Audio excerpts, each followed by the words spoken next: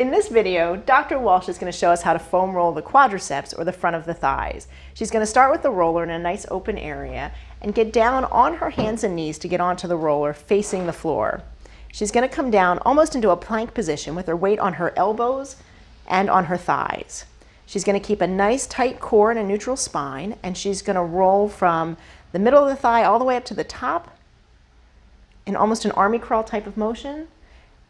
And then without hitting that top of the hip bone, she's going to reverse direction and go right back down to the knee. She does not want to be on any bony surface, so she's not going to come onto the kneecap or onto the hip bone. But as with any other area, she's going to do about 5 or 6 nice long slow passes. She's going to kind of survey the area, and she'll find some tender spots in there. If and when she does, she can just stop and let her body weight come down on that.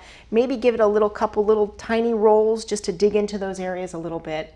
And she'll do that for about 30 seconds and then move on and continue with those long, slow passes.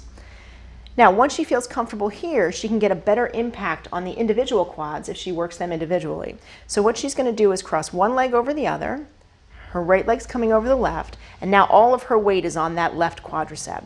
And she's going to continue those nice, long, slow passes from knee up to hip.